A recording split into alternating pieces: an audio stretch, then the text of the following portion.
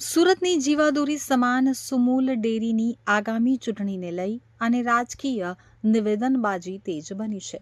કોંગ્રેસના નેતા તુષાર ચૌધરીએ ભાજપ ઉપર આકરા પ્રહારો કરતા મેન્ડેટ પ્રથાનો વિરોધ કર્યો છે. તુષાર ચૌધરીએ આક્ષેપ કર્યો છે કે ભાજપ દ્વારા સહકારી સંસ્થામાં પણ મેન્ડેટ પ્રથા લાદવામાં આવી છે, જેનો મુખ્ય હેતુ માત્ર ભ્રષ્ટાચાર કરવાનો છે. તેમણે કહ્યું કે સુમૂલ એ પશુપાલકોની સંસ્થા છે, કોઈ રાજકીય પક્ષની શાખા નથી. તો પછી ભાજપ શા માટે આમાં મેન્ડેટ આપીને દખલગીરી કરી રહી છે? કોંગ્રેસના મતે પ્રમુખ અને ઉપપ્રમુખ પદ માટે પણ ભાજપ મેન્ડેટ આપી અને પોતાના મળતિયાઓને ગોઠવવા માંગે છે, જેથી સહકારી સંસ્થાના માધ્યમથી ભ્રષ્ટાચારને વેગ આપી શકાય.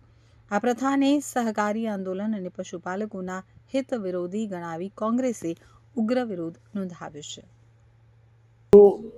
પશુપાલકો ધરાવતી સુમૂલ ડેરીનો 12,000 કરોડનો વહીવટમાં છેલ્લા 10 વર્ષથી વધુ સમયથી ભારતીય જનતા પાર્ટીના પ્રમુખ અને મેન્ડેટ દ્વારા 1,000 કરોડથી વધુનો ગેરવહીવટ કર્યો એવો આક્ષેપ જે તે સમયના પ્રમુખ અને ઉપપ્રમુખ દ્વારા કરવામાં આવ્યો હતો.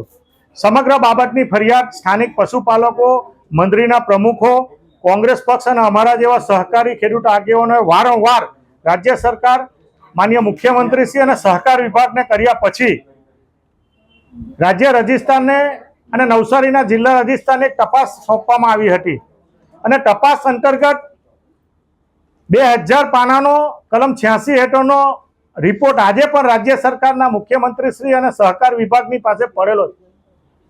તો આ ભારતીય જનતા પાર્ટીની સરકાર સહકારની સમૃદ્ધિની વાત કરે છે, પરંતુ આ દૂધની મલાઈ કોણ ખાઈ ગયું એનો અહેવાલ પહેલા કોંગ્રેસ પક્ષ માંગણી કરે છે કે એનો અહેવાલ પહેલા જાહેર થવો જોઈએ. આજે જે મેન્ડેટ આપવાની વાત કરે છે ભારતીય જનતા પાર્ટીની સરકાર, તો તમામ ડિરેક્ટરો એની સાથે સંકળાયેલા છે કે નથી, અને આવનારા દિવસોમાં આવા ભ્રષ્ટાચારી લોકોને જો મેન્ડેટ આપતા હોય એનો અમે સખત કોંગ્રેસ પક્ષ વતી વિરોધ કરીએ છીએ. 40 કરોડથી વધુનું જે લગભગ પશુદાન જે ફેક્ટરી છે એમાં 20 કરોડની રાજ્ય સરકારની સબસિડીના રકમ 17 કરોડથી વધુનો ઉદ્ઘાટન ખર્ચ કરીને અને 37 કરોડથી વધુની જે પ્રોજેક્ટ કોસ્ટ હતી એના કરતાં વધારે 133 કરોડનો ખર્ચ કરીને આજે પશુપાલકના માટે વ્યાજનું જે ભારણ વધાર્યું છે. પશુના દવા માટેનું પણ કૌભાંડ કરવામાં આવ્યું હતું. મંડળીઓને જે પશુપાલક જે મંડળી છે એને 0% જે લોન આપવામાં આવી અને એમાં ઘણી મંડળીઓ આજે પણ મૂડી બાકીદાર છે.